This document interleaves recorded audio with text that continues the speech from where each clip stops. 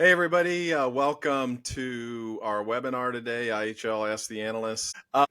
So some quick introductions. I'm Greg Busick, president of IHL Group. I think most of you know me. I'm the one to bombard you with the emails. And then we've got our resident rocket scientist, Jerry. Jerry does all our models as well as does a little sales as well. And when you see those Excel models, you can really tell that Jerry's a rocket scientist. And then Lee joins, and Lee informed us the other day that he was able to get NVIDIA stock for $61 a share. So we don't pay Lee anymore. We have got 43 questions that have already come in. Certainly, if you have other questions, send them along. We're going to go very, very quickly, hopefully about 1 minute per question. Just some housekeeping notes here. If you want to ask IHL questions, this is open to everybody right now, but we do have something that's more private. So it's kind of the difference between the GPT and having your own private access for those that we offer.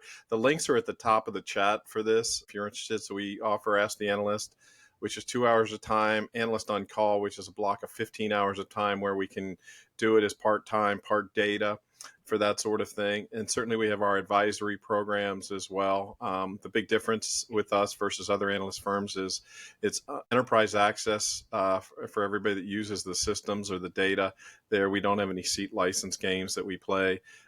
So everybody in your company has access. And then our Speakers Bureau, if you want us to speak at one of your events, we would be happy to do that. Those links are on there as well. And as always, we've got a bunch of free content out on the website, a lot of different research papers and the webinar slides, and we'll end up putting these slides up there as well here soon. And with that, I'm going to turn it over to Lee, who's going to kind of be our master of ceremonies and run through these questions. So remember, guys, we're trying to do it in 1 minute or so for each one. All right, right off the bat, question number one for Greg. What's the economic outlook for Q3 and Q4 this year? It's not bad. It's not particularly great for the economy. The economic data from the government is about 3 to 5 months behind. So we're starting to see it start to finally hit some of the things that we've been experiencing personally for quite a while. Going into the back to school season and going into the Christmas season, it's going to be it's a little tougher because the money is gone from COVID that was handed out, and the people on fixed incomes in particular are in much tougher shape than they were previously for things. So that is number one. I think the second thing is we got a question late was, hey, we've got all these tax cuts that are going to expire at the end of the year unless Congress does something. That will have an impact, but I don't think that impact will be until 25. Yeah. It may get into some planning for things, but it really comes down to the higher incomes, whether the stock market continues to grow and Bitcoin continues to go up there. And on the lower incomes, though, it's much tougher. Okay. Question number two, back to Greg also. We're seeing several retailers drop prices on specific assortments. Is this a new thing or just a variation on the loss leader theme and with a new post-COVID economic impact? Yeah, getting back to the first question there, the drop in prices are more to do with just the realistic aspect of the fact that the middle class and the lower class, or the class under the middle class there, are struggling. And there's no way to go about it. The rise in cost for basic necessities is far outstripped the wage gains that have come in that area. And the end result is that people are looking for value. And that's why Target and Walmart and Amazon have all announced that they're lowering prices on hundreds of items, maybe thousands of items all at once. Question three is to Jerry. As retailers deploy a mobile solution for point-in-time inventory accuracy, what do you feel will drive them to an always-on solution with an overhead solution? Well, I think it kind of begins by kind of answering a question with a question by saying, hey, first, what do your shrink levels look like? I mean, we know, we see it, different areas have different rules, laws concerning how bad shrink is and how they're addressing that shrink. So first is, what do your shrink levels look like? And then next, how painful are dealing with safety stock for you. Different retailers have different perspectives on using the store as a key fulfillment hub. Others use DCs, fulfillment centers, etc. So, how critical is it for your store strategy to maintain safety stock in the store? And then I think finally, you need to consider, okay, hey, when you balance all of that, do you want to be known? How serious are you as a strategy, from a strategy standpoint? How seriously do you want to be known for having a strong in-stock position, and retailers being able to camp out on knowing that, hey, if online it says that you're in stock, just the assurity of walking in your store and being able to realize that. Okay. Question 4 is mine. Where are retailers falling short in 2024? And second part of that is, what aspect of unified commerce excellence is the hardest to achieve? As far as I can see, there's only 2 areas where retailers fall short. One is their mindset, and 2 is their technology integration. That's all. Basically, the retailers need to remember that the consumer really doesn't care about your technology stack. What they want is the experience and the transaction to be as seamless and smooth as possible. And it doesn't matter if it's in the store or if it's online while they're sitting on the couch. The technology integration aspect of it, everything surrounds data. It's got to be clean. It's got to be indexed. It's got to be all that kind of stuff for it to be useful, so that you've got one version of the truth throughout the entire enterprise. And then basically, this need to extend beyond, the technologies that didn't even exist 10 years ago. You're talking about chatbots. You're talking about the social media stuff. You're talking about all that. That has to be an enterprise-wide. It's no longer just silo stuff. It's got to be dealt with. What's the hardest aspect of unified commerce? Real simple: supply chain. Advanced analytics, they're necessary for planning and forecasting. Toss AI into the mix and becomes really complex. Keep in mind, most warehousing and transportation systems, their original design was for large homogeneous orders. Well, that's not so much the case anymore, especially when you've got multiple channels that you're dealing with. You're talking about high volumes of smaller orders, and your system has to be flexible and agile enough to be able to do that. Your processes within the store for store fulfillment, that has to be addressed in a big way. And finally, it ought to be first, OMS. You got to have OMS. You've got to have that one version of the truth that's governing all. Next question. Number 5, this is for Greg. What is one thing retailers can do to combat costs while also not carrying over those rising costs to the consumer? Well, you forced me into one thing with this question. And the number one thing that retailers can do is eliminate their shrink and reduce their shrink. And when we've done the research here recently, the single biggest technology that is moving the needle on reducing shrink is not very politically correct. It is the use of facial recognition and the sharing of that data across different retailers. Yeah. So you recognize the bad guy when they walk into your store. You alert the proper authorities. You alert the people in the store that are your loss prevention people. They know it, and as a result, they're able to see that and to do that. 74% lower consumer theft increase, regardless of the place in the country, when facial recognition is used. So it's a terrific technology. It's one that's not very politically correct. It's absolutely necessary because of the other freedoms that we have given to people to steal in many locations, and that you've got to pull back. So everything's a pendulum. It swings. Facial recognition, particularly as it applies to self-checkout, is a huge, huge area that will hit incredible dividends very quickly. Okay. Next question. This is for Jerry. Discussion on in-store hardware convergence. What are you hearing on convergence of single application in-store hardware to multi-application in-store hardware? Well, when I heard this question, I immediately thought edge server, and I think it's an edge server question. I do our IT spend model. We have pretty significant increases in our worldwide IT spend model relative to edge servers because, frankly, we're requiring the store to do more. The pipe is a little bit constrained coming out of the store, so you really need more edge computing. You need to be able to to take all that video content that we're capturing in store, and you need to make real-time decisions on it. And we have more IoT devices. This requires more edge computing, supporting some of those IoT devices. So I think we're going to continue to see a pretty significant increase in the use of edge servers and more compute devoted to edge servers in the store. Okay. Question 7 is mine. What are the top 5 tech investment priorities for retail? And if you show the next slide, there we go. Top 5, top of the heap, personalizing the customer experience. I mean, this goes without saying. It's been number 1 or number 2 for the past decade.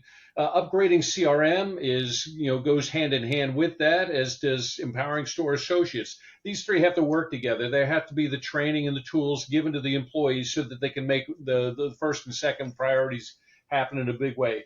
Inventory visibility is also pretty big big importance. It's not just in the store; it's across the entire enterprise. And then finally, down here at 38% is refreshing POS. We're not talking about hardware here.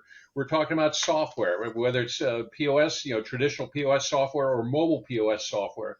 That's what folks are looking to embrace in the coming year. Next question, number 8, is also for me. This is the same question except for hospitality. If you'll show the next screen there, personalizing the customer experience is also at the very tip top there, along with inventory visibility and CRM. Note down there at empowering store associates, it's down kind of close to the bottom. You need to understand in hospitality, they are sometimes light years ahead of retail when it comes to this kind of concept. Great story from Mertec that I visited this past year. In New York City, very high-end restaurant, a family from France is spending their last evening in New York before they fly back home. The wife says to the husband, the only thing we didn't get to do in New York was have a street vendor hot dog. Wait staff hears this, runs down the block, buys a couple of hot dogs, brings them to the chef, tells the chef, you're going to hate this, but. So he dresses him up in a big way. They bring him out, serve him to the family, just completely blows them away. That is going to be a memory that those people have for decades. That's the kind of, empowering the store associates for that customer experience. That's the kind of thing careers are made from. All right. Question 9. This is to Greg. Mm-hmm. Hey guys, I want to know what retailers are telling you is the most impactful retail tech investments they're making. What are they seeing generate ROI? Yeah, the 2 biggest ones are RFID and computer vision. Here, I've got some charts to just show you here. The sales leaders, the leaders are defined as people that a 10% increase in sales or profits are 32 times more likely to be using RFID today and 20 times more likely to be investing further in it in 2024 as well. When you look at the profits, 57% higher profits when using RFID today and 88% expected profits in 24 higher than those that did not use RFID. We see similar with computer vision, 34 times more likely to be the leaders are to be using computer vision today there, and another 35% increase looking at 2024.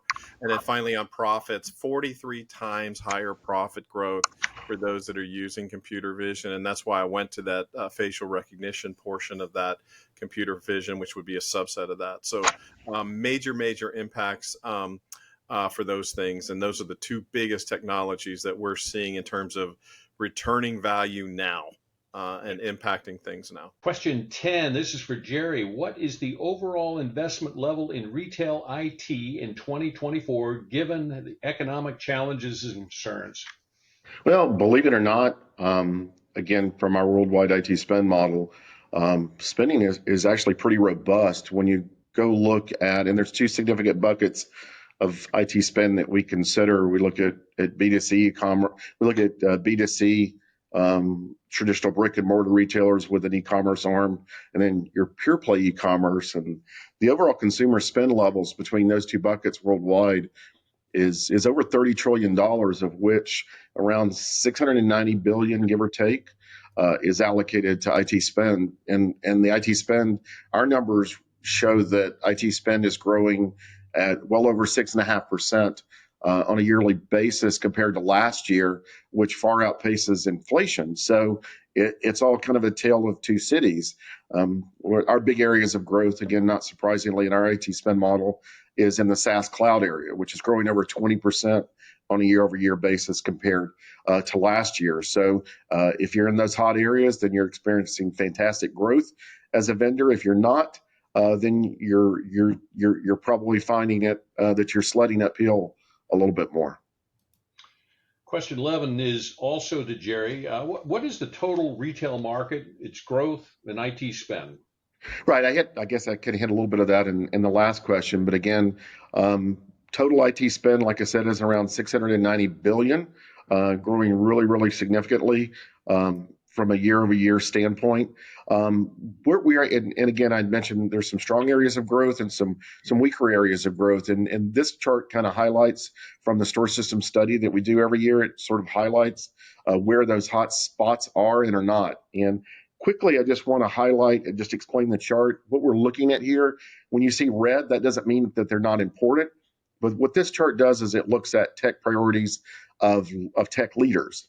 And if it's red, that just means that they've already invested in it. So upgrade CRM. When we do this survey on a year-over-year basis, CRM is at the top. But what we're seeing, tech leaders, they're in a good place on that. Inventory visibility, in a good place on that.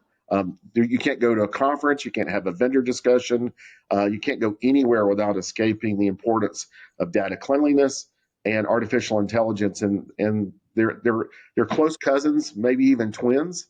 Very, very significant investment done there. See a lot of work being done on customer journeys.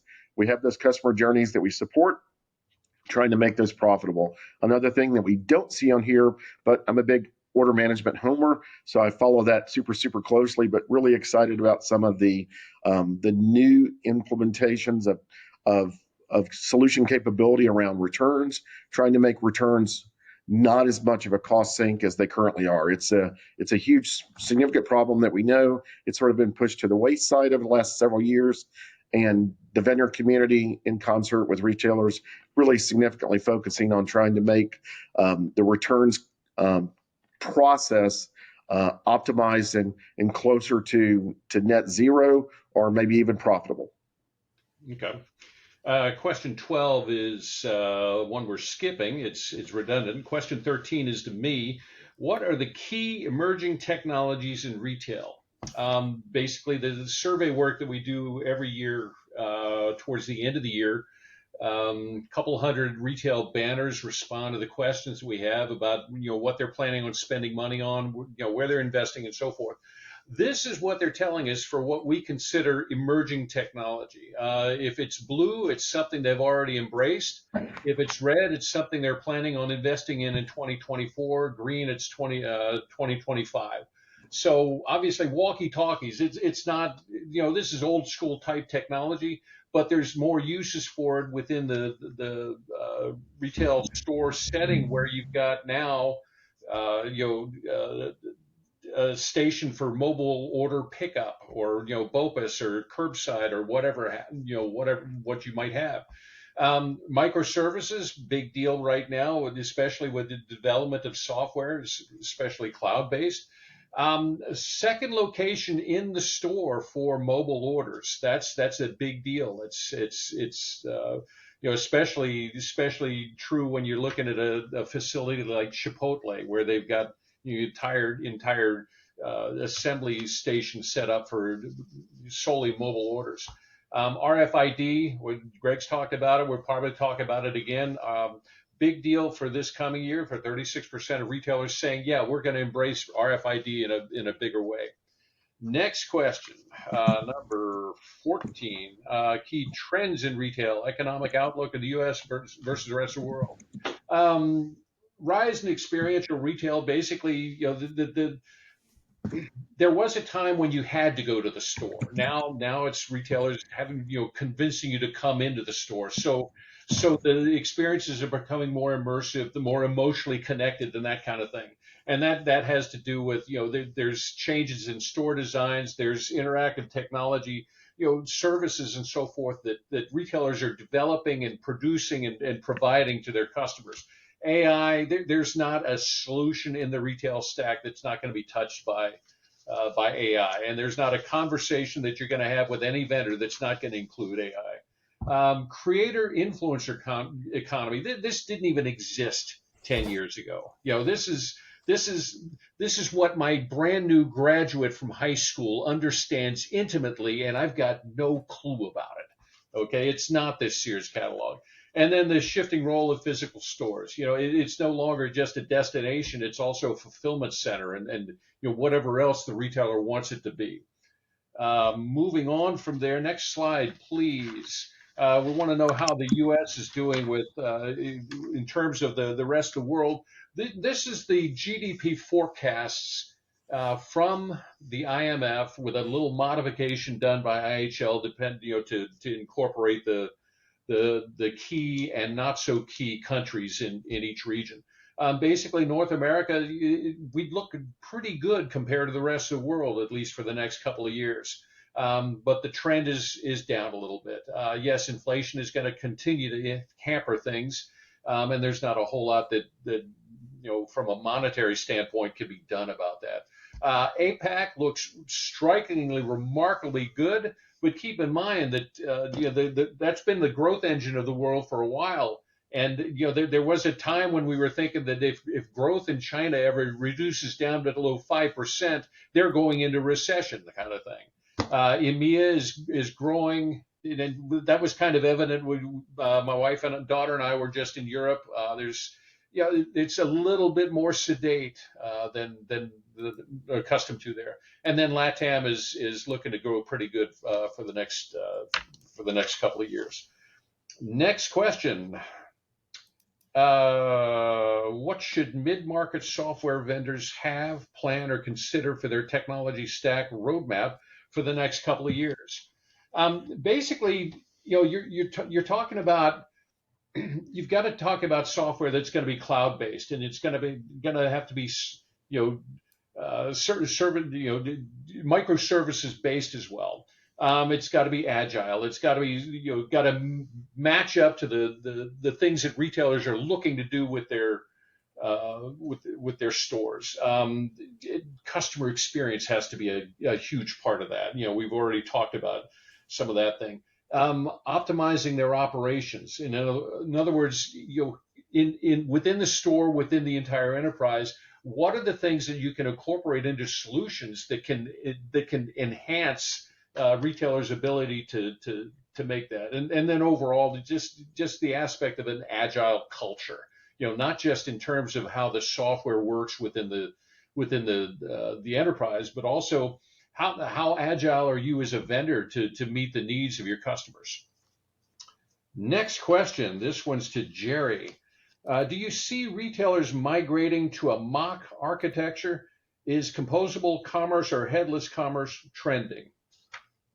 I would say most of that, most of the components of MACH, it clearly is. But for those of you guys who are not super familiar with MACH, microservices, API first, cloud native, and headless is what the MACH acronym stands for. It's I think from a microservices basis, absolutely. API first, absolutely. From a cloud first, absolutely. Headless is really a mixed bag depending upon the solution family that you're talking or looking at. You go look order management. A few vendors that offer it, not super popular. If you go look at POS, I went and actually looked at that, and of the vendors that say that they offer a headless POS or mobile POS solution, represents about 20% of the overall installed base for North America, about 10% of the installed base for Europe, but probably only about 20 to 35% of those solutions from those vendors are actually headless, we would believe. E-commerce space, totally different animal. Vendors really have provided some fantastic solutions in the marketplace that support headless. Retailers are embracing those, and by far in the e-commerce space, we see headless to be one of the really growing aspects of architecture that the industry is migrating towards. So POS, not so much. Order management, not so much. E-commerce, absolutely. Okay. Question 17, Greg. Almost every retailer is talking about AI. Are you seeing any retailers who are truly using it effectively today? If Sure, so, there's who and how? many. It depends on the area and depends on what you want to talk about. Walmart is the most up for using AI for things, everything up and down the income statement. Number one, in terms of personalization and using that to help personalize offers and things online. Second is their supply chain and lowering costs. They've already saved 3% in negotiating for store fixtures using generative AI alone, and they're also selling their own software through Walmart Technologies for supply chain that is about truck utilization. We have massive numbers of trucks on the road that are underutilized right now and wasting a lot of resources, and they sell that.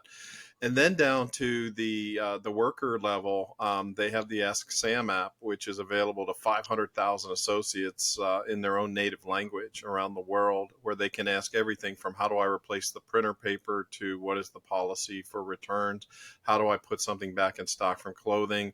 All of those things can be answered through that generative AI there. Tapestry, 3 to 5% sales gain in using generative AI for personalization in place there. We're seeing tremendous numbers of chatbots for customer service. The biggest area and the biggest impact being those that bring people up to expert level because the customer service data is in the queue for that. So lots of different retailers, lots of different ways it's being used. Okay. Question 18 is also you, Greg. I'd like to understand if retail customers are seeing value in Gen AI adoption, and if so, how are they measuring the value, and which are the top 3 use cases? Yeah, so I think I answered that in the last question, but when we look at the most use cases right now, I think it's enabling associates with knowledge and literally democratizing knowledge within the organization. That's number one. Customer service aspects of Gen AI, number two, being able to answer questions or having a team have access to those things for that. And then it gets into personalization of resources right now, or using it for that knowledge worker who is focused on whether it is marketing, whether it is legal or HR functions. Those are the big use cases. Now, how it's measured, I think each company is looking at it in different ways. I don't know if there's a uniform way of doing that today. It's just really what is the return, and then what is the multiplication factor that it brings to that individual worker that is using the technology. Okay. Well, along the same lines, we hear about companies looking to use AI to help improve their operations. Yeah. And then here's a commercial quote. IHL does a very good deep dive on this. Well, thank you. Besides the really large retailers and consumer goods companies, top 5 to 10, what are other companies doing to access these benefits? Yeah, it's interesting. It's not just the top guys. It's moved down. The traditional AI and ML has moved down the stack a little bit in terms of the numbers. Generally, it still is a over $500 million or more average sale or annual scale, excuse me, that is driving this. But we are seeing across the income side of things when AI is used. We looked at 11 different categories where AI was used, and much higher sales growth, 2.3 times the sales growth, 2.5 times the profit growth for those people that were using traditional AI ML in their offerings today. This doesn't reflect generative AI yet. We do have some data on that, but it's not robust enough to where I think we can make some formal conclusions regarding that. So that's the big one. And to look at that data a little bit different way, you can see it here. This is for using AI ML for loss prevention technologies. And this is where computer vision, those things would pop in. You see the sales growth considerably higher, profit growth considerably higher, and expectations going into 24 considerably higher when AI is used as well. Order fulfillment, very similar numbers. And when we look at that data, when it comes to AI use in order fulfillment types of activities. Okay. As well, just sorry, finishing up that question there, we've got, a lot of that benefits right now in early stages is still that hard work that we've done, the blocking and tackling of cleaning data, making it accurate, doing iterations, etc. And we're starting to see benefits of generative AI. We think that is going to switch towards the end of the decade, where it's particularly generative AI on that hard work. So right now, the biggest thing that people can do is clean their data if they're not cleaning their data yet. For that, as where that benefit is going to be, we think supply chain is going to be number one for that, but we see benefits in all line of businesses across the value chain. Cool. Good stuff there. Question 20, has the Google search listing summary fiasco dampened enterprise retailers' enthusiasm for Gen AI? No, not at all. It's a black eye, putting glue on pizza and other things. I think some of the things that came out there, that is really being driven by Perplexity, but Perplexity is not perfect either. I think it's done a lot better job than what we've seen with Google's efforts on this so far. I think the creator economy is really mad at Google because of these AI summaries as well. So I think Google's kind of got the innovator's dilemma aspect that they're dealing with. They've got the cash cow where search has really paid all the bills, almost all the bills in Google. And they're trying to compete with a Perplexity .ai. And I'm assuming everybody knows what Perplexity is. Go look for it. It's basically an answer engine and gives you the answer instead of blue links. And it's a little bit better right now. And but I expect Google to catch up there.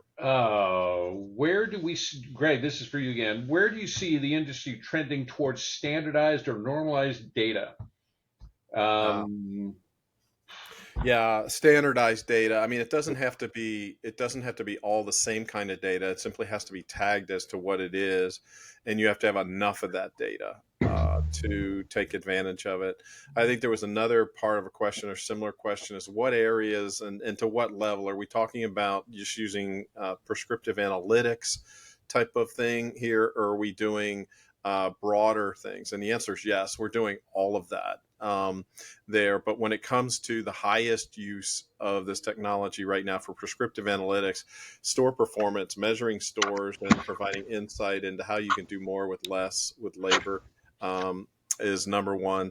And then merchandising and supply chain category management is number two, loss prevention is number three, and then promotions and pricing is number four. Question 22 is for Jerry. How are retailers competing successfully with Amazon? Well, I really like what Walmart is really doing in this area, and I think they're trying to compete directly with Amazon with their Walmart Plus initiative. Subscription service.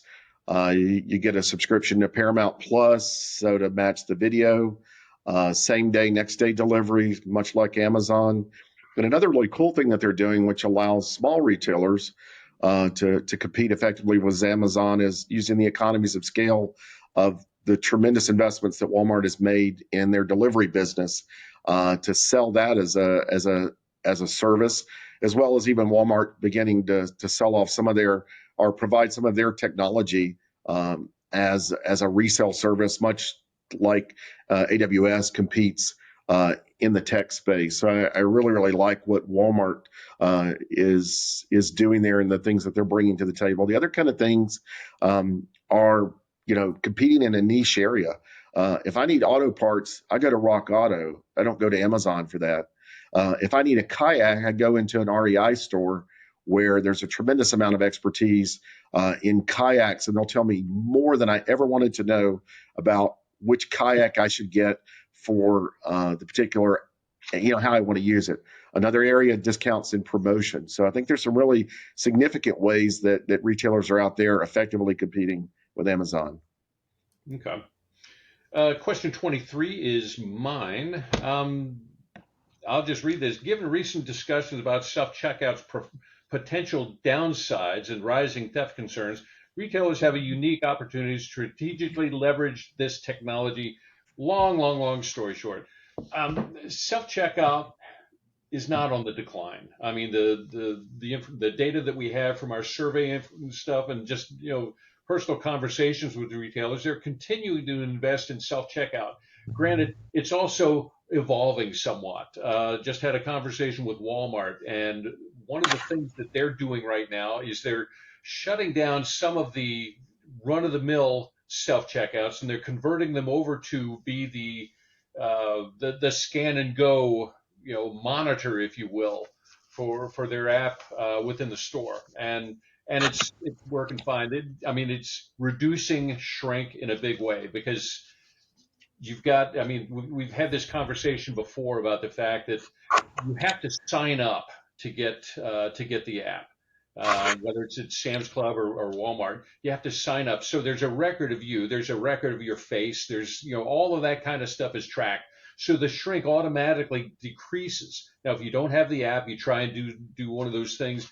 It's just eliminating that opportunity for the shrink to occur in the self-checkout realm. What's going to go forward? I mean, think about it. When self-checkout first hit hit retail, everybody embraced it, and it was like the Wild West. Well, over the course of time, getting used to the systems, learning how they work, learning how they could be undermined, and so forth and so on, retailers continue to get smarter and smarter and smarter. That's going to continue. As to what happens next, well, retailers are still embracing self-checkout, and it's one of those methods that they can use to help with their labor issues. Question 24. This is for Jerry. Of what should Amazon retail be afraid? Should be afraid of everything. I won't read the rest of this. Fear is pervasive, I think. I mean, you go look economically, things are really tight. Inflation is high, especially on those first level needs that people have. And you got Shine, Temu, are big entrants. They're actually really starting to affect. I think even your dollar stores, they're kind of your modern day dollar store, if you will. So, I think in tough economic times, people compete on price. So I think they need to be concerned about people that do low cost items really, really well. I pulled this chart. We could have an entire webinar, I think, just on this chart, but this looks by decade at who the leading retailers are. And I think you can see how that's changed. You can see how department stores have become less influential in our retail economy. And I think there's kind of another interesting thing that you can see here as well, and that if we really were to dig in this further, I think what you would see is that those retailers that are doing well are those retailers that have invested heavily in IT. Walmart's prowess is really IT based. Leading retailers spend a significantly above average percentage of their revenue on IT. So who should Amazon be afraid of? Amazon should be afraid of people that want to spend an above average percentage of their revenue on IT. Okay. Question 25, Greg. One hears a lot of negativity about self-checkout at retail these days. What are some of the success stories, assuming there are some? Yeah, the numbers, and we had a chart, and it's somewhere, I think it's later in the deck here, in terms of the percent of time that winners are using self-checkout and the margins and things there. All we hear about in the news is the shrink aspect of self-checkout and how people are losing money in self-checkout. What we don't hear is the increase in sales. I believe it is the winners were 51% or 51 times, 51 times more likely to be using self-checkout than the laggards. as a result of that. That's a pretty profound statistic there. 51 times more likely to be successful or to have sales over 10% growth there. Success stories. You look at any one of those places where it's been deployed, it's been deployed successfully. It's reduced the labor cost. You have one person overlooking 4, maybe 6 different places. That reduces your labor cost because you can't get enough labor to work anyway in most locations right now. So it reduces the labor cost, increases the speed at which you do transactions, allows you to open up more lanes for consumers, certainly during peak times there. But it does come with excess theft with things currently. I think one of the challenges that we face with this and some of the security things is computer vision in its current form is very compute intensive. And that's for a lot of reasons. And we did a webinar completely on that. But as those models get smaller, get more retail specific, and our technology gets better, and to be able to do visual data and process that visual data at the edge, that is going to improve and losses will come down at self-checkout. Yep.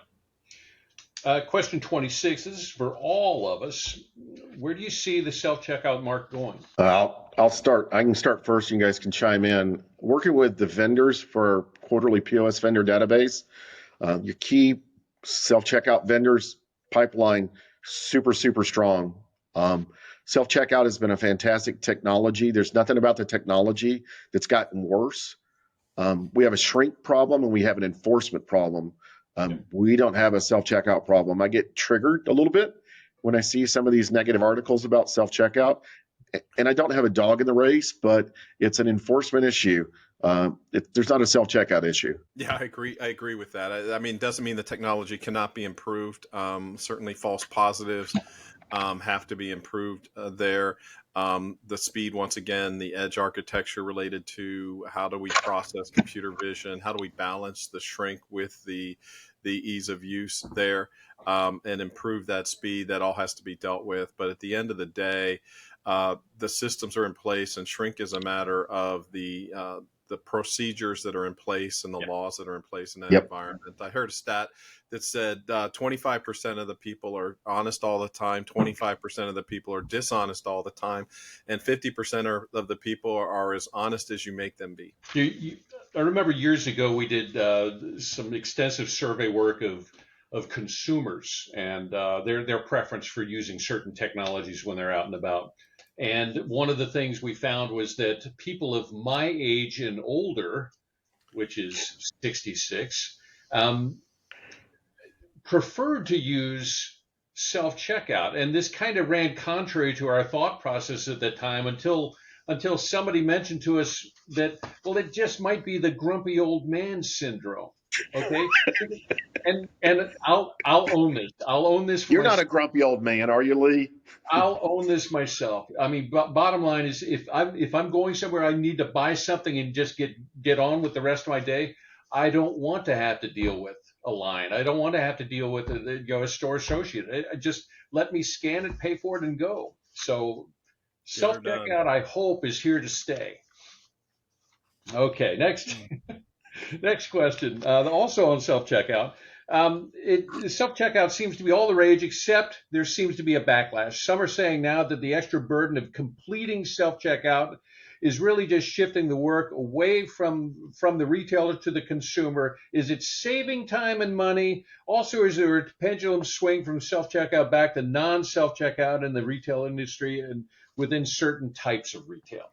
Well, I think we beat it to death there, but at the end of the day, is there value in it? Yes, there's value in it. Shifting cost, yeah, you're absolutely shifting cost. But the thing is we don't have people to work. We just do not have them to work. We added the equivalent of India's retail sales as growth in 2021 due to pandemic spend.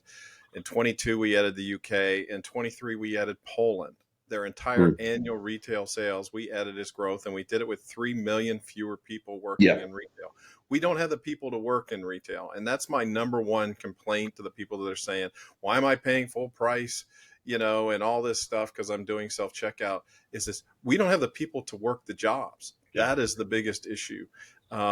related to this, and it lowers the cost, but it's not having the people to work. We're seeing it in California right now when it comes to the minimum wage, particularly in fast food. All that is done is drive more self-service technology into those spaces there, and it's causing in the near term loss of jobs as a result of that because of the higher wages. All right.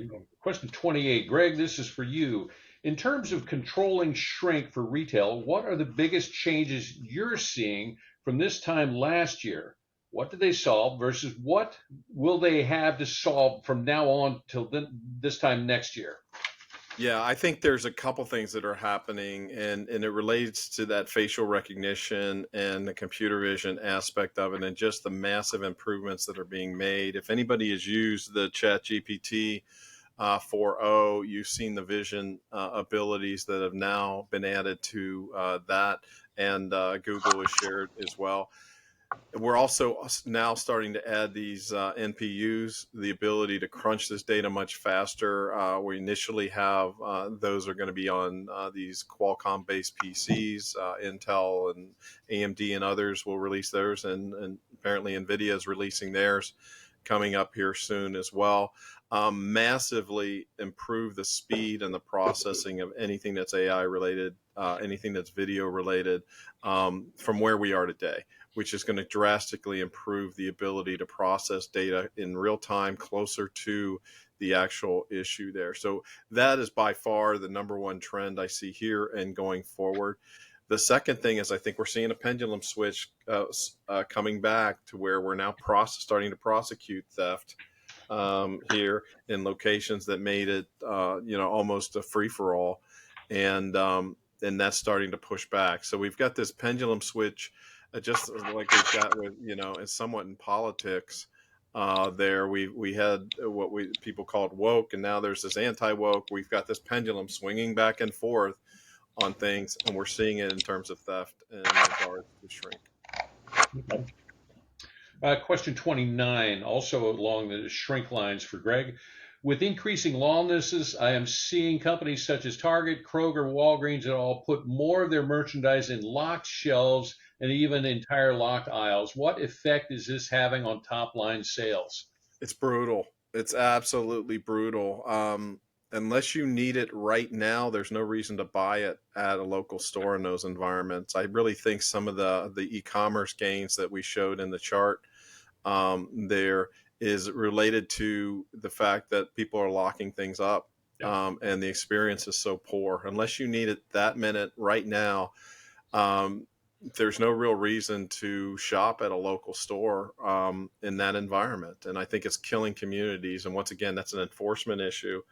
It's not a thing there. You're literally betting that you're willing to give up 14 potential sales, to not lose one of these items in some cases, the way the math works out. That's crazy. You're going to inconvenience 15 customers because you don't want to lose one from the one. It's just a horrible way of doing business, and as such, it's got to change. Yeah. Okay. Question 30, this is to me. What types of technologies and innovation are you seeing retailers prioritize during this uncertain time? Again, going back to the survey work we did, store-owned mobile POS. Mobile POS is one of those things that the leaders are embracing a much greater extent than some of the other folks. Mobile devices for managers, allowing a manager to wander around the floor and make notes and send emails and so forth and so on. Updated payment terminals. The experience that my family and I had in Europe, every place we went, there was tap to pay. I mean, I didn't have to get any cash ever. It was pretty cool. Geolocation. This is not just in the store, but within the enterprise. These are intentions to purchase for 2024. And then consumer mobile checkout, that's a scan and go kind of thing that we talked about for Walmart and Sam's Club. We are huge proponents of that technology. We love using it at Sam's Club. It's just great, just great.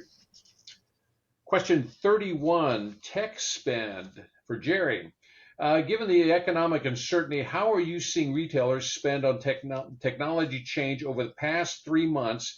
And do you see that pattern trending into the second half of this year? Well, I really, and anybody that's followed IHL will know that we're pretty bullish on AI. But I guess again, this is another one where I answer a question with a question, and I would say, one, how bullish are you on AI and Gen AI, and do you believe that we really are at an inflection point? And I think if you really believe we are at an inflection point of which we do, and if you really believe that data is a key component of using the value of AI and Gen AI, then I think you're prioritizing IT spend. Again, back to my previous reference to that I believe and we believe that IT leadership has a big influence on retail leadership. So we've seen it to be very strong in the areas of data and AI and some of the other areas that we've highlighted in some of the previous slides, and expect that to continue throughout the remainder of the year. And I think that when interest rates do finally come down to areas that we're comfortable with, I think we'll see even greater spikes. And we'll actually, when interest rates start to abate, we'll actually go in and we'll adjust our IT spend model upward to reflect that. Okay. Question 32 to Greg. What type of breakdown do you see in plans for Gen AI, LLM, predictive, propensity, probabilistic? Yeah, I think I answered that question a little bit earlier in terms of the predictive aspect of it. I think right now you're seeing a lot happening in Gen AI with experimentation, and a lot of people are doing the work to get their data in order. I equate AI to kind of getting across New York in rush hour, so to speak. You've got some folks like the Walmarts, the Targets, the Amazons, etc. Those people are through the tunnel already trying to get to LaGuardia.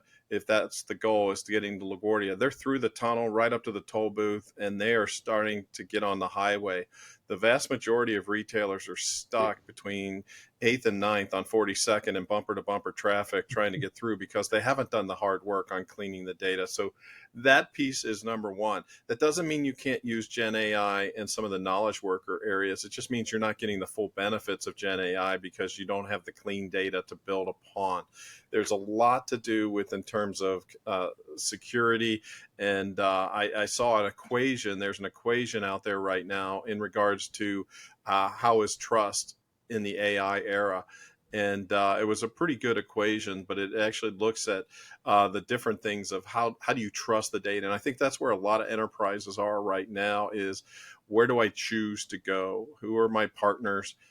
Basically, I believe there's going to be a lot of winners in AI, but the big winners are going to be the people that own the enterprise data. That's going to be the Amazons, the Microsofts, the Googles, the SAPs, the Oracles, the Salesforce. Those guys are going to be the ones there. So as you're aligning your Gen AI strategy, you need to make sure you're in line with whoever your enterprise software provider is in that environment, because they're the ones that are going to be the long-term winners in all of this. Question 33, Jerry. What differentiators are retailers looking for when they upgrade their POS or UCP? Retailers say they want to be in control of their own UI or UX, but then equally we hear that retailers are downsizing their IT staff and outsourcing more. So which is it, and what are they really looking for from providers in terms of professional service capabilities? Ooh, there'd be a lot to unpack on that question as well. It's when you go look at a POS or a mobile POS selection, you can have literally over 2,000 feature and function requirements in that. It's very, very complex. There are not a lot of vendors out there that can effectively compete in the POS and the mobile POS space due to its complexity. So what I've really tried to do here, and I'm not going to unpack all of these, but I've tried to disseminate those 2,000 or so feature functions down to 10 or 11 here that I think are pretty critical. I think most of them are going to be things that we're all pretty familiar with, from the importance and how it either plays into the usability, the customer experience, the profitability, the ability to support unified commerce, the ability to maintain a secure solution, the flexibility to grow as customer journeys grow, the ability to support those customer journeys in a profitable fashion, the capability to run in an offline mode, etc. So it's a very complex question. And I think it really, if you had to take those 2,000, bring it to 11, and then bring it down even further, I think it really is encapsulated with POS selection is, what based upon the retail vertical, the geography, the chain size. What a retailer wants is going to vary, but at the end of the day, flexibility and configurability are two things that are very, very key. Uh, Retailers, it's an oft used phrase, but retailers are not as much concerned about where the puck is, but they want to be future proof to where the puck is going. Does your POS solution, does your mobile POS solution, does it afford the flexibility to address a retailer's need based upon where the puck is going? And given AI, that's a more complex question. So configurability, flexibility, key aspects of POS and mobile POS selection. Greg, what is the status of RFID utilization in stores to support pick up and ship from store? Where is the adoption strongest and weakness? Yeah, it's huge. The adoption is strongest in fashion, in particular, using the ship from store or buy online, pick up in store, knowing where that size 8 black dress is. Is it in the right place? Is it in the dressing room? Being able to pull that, you reduce a lot of labor if you know where that item is and can utilize that. So that's the biggest area where RFID is being used. However, it is being used in much broader context now. Even in full Walmart supercenters today for many of the items. It also has a loss prevention ability, not so much in terms of the tag itself being the loss prevention tag, but it does tell you when did this disappear from your inventory, so it limits the amount of camera work that you've got to do in processing for things there. RF technology is pretty easy to defeat from a loss prevention standpoint. Just use foil lined bags and can do that. But the ability to know and limit and being able to zero in on where did you lose that item is a pretty big deal. Yep. Greg, how do I have a chat GTP that is just for my employees? Nothing goes out to the system. How can I get chat GTP for my own personal use? Yeah, I'm going to answer this one really quickly. I mean, that's exactly what Microsoft is touting in their ecosystem. Every vendor is starting to push that. Even OpenAI today announced a partnership with PwC. They've got to be able to have a way to protect that data so it's not being used to train the system itself. However, there are other third-party tools like Humata is one that is really good that you can use, but there's a whole host of tools where you can park your things. But the Microsoft and Copilot Studio are the ones that we've found that are most flexible but keeps your data safe. Gotcha. Greg, what are your thoughts in the store to warehouse model taking stage in 2025? Yeah, so I don't know if this is necessarily 2025. We're seeing it already. I mean, we just call it ship from store. But how do you compete with Amazon that we talked about earlier? You've got to be closer to the customer than Amazon is. So that's moving more and more of your inventory to the store level. And why that is so critical is you've got to remove the cost of that last mile, but you also have to be where your clients are. And by doing that, it's better for the environment as well as having the right inventory that you need at the store level as well. And when you get into something that's as seasonal as fashion, all that merchandise is at the stores to begin with. So store as a warehouse is a pretty significant thing. If you're in fast moving consumer goods, it's a way of getting warehouses closer to the customer. If it's in fashion, it's because you have to put all that inventory there to begin with. Okay. Question 37 for me. What do you see are the top 3 retail trends that everyone is talking about at NRF this year? Just let me read these off. AI all the time. Data. Combating ORC. How do we do that? Is there legislation coming? Hyper personalization versus privacy. How do you resolve that? And then continued technology deployment to fight labor shortages. You guys want to add anything else to that? No, I think we're Pretty good. I think comprehensive. we're over time. So I want to say thank you to everybody, but let's keep answering questions. Thanks for taking time to stay with us. Looks like the vast majority of you stayed on. Yeah, we're going to keep going. So if you can stay, please stay. All right. Greg, question 38. What does IHL see as the single greatest opportunity for resellers during the coming 12 months? For resellers. I've been touting this for 15, 20 years. You've got to get out of the box mentality that you're shipping boxes. The greatest opportunity right now that I see for resellers is being that person who makes AI easy for companies to use and for owners to use. Resellers are often selling to smaller mom and pops. That's where the volume of retailers are. If you can take the knowledge out of the head of that leader and get that knowledge into a system that their associates can use and be able to ask that leader, and you're able to do that and get recurring revenue stream from that on top of it, that is a real win-win for resellers to have that ability to do that. I think the number one thing there is helping them use generative AI by getting their knowledge information up into a system, into a cloud, so they don't have to be the experts in AI. You charge a nominal fee on it on an hourly basis over and above what your cloud costs are, and that can be a great recurring revenue business. Gotcha. Question 39. This is for me. This is a long-term outlook for traditional retail as e-commerce continues to grow. If we pull up the chart, the first chart, this is from the Census Bureau. This is basically showing the spike that we had at COVID time for e-commerce. This is a percent of retail sales in the U.S. And then the drop off as some of the COVID stuff abated, and then we get down to 2022 and we're down at 14.2% or something like that.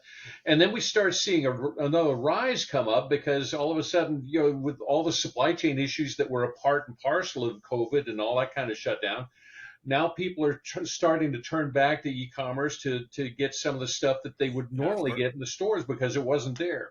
Yeah, and as more merchandise is locked up. Yeah, where it's locked up. Let's see the next chart.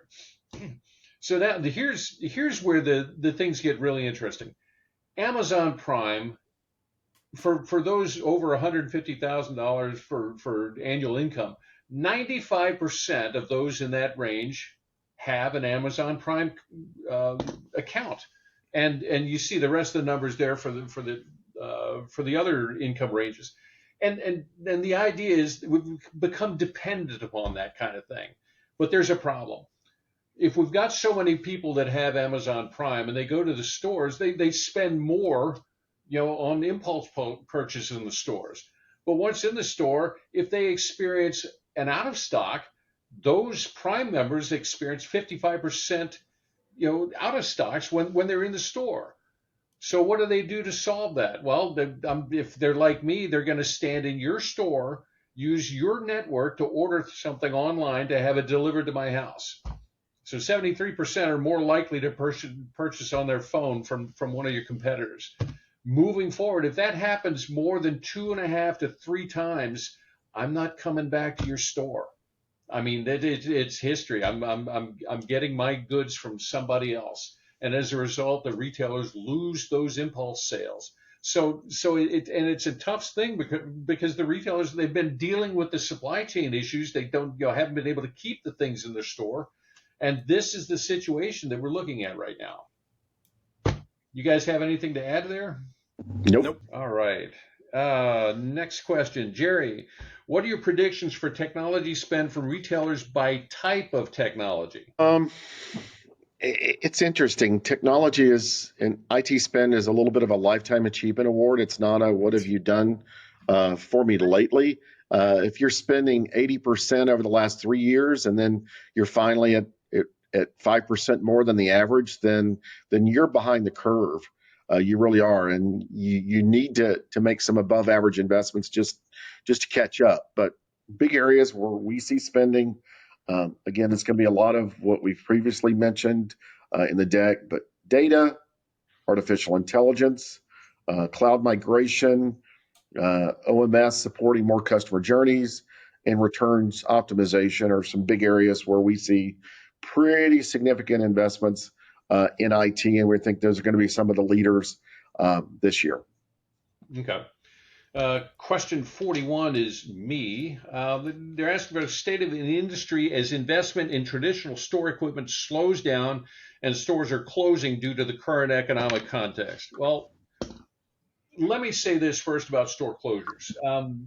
We've tracked this stuff since 1996, I think, and one of the things that's most notable each year is that the vast majority of store closures come from bad management practices of the given retailer, and that's no different now than it was back then.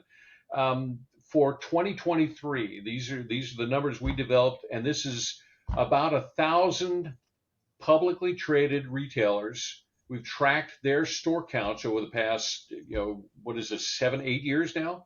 Yeah. We're showing about a 0.6% increase in the number of stores among those retailers, and this is across all retail segments that we track. And there are some that are declining. Drugstores have declined, mainly because Walgreens and Sally Beauty both closed over 350 stores themselves.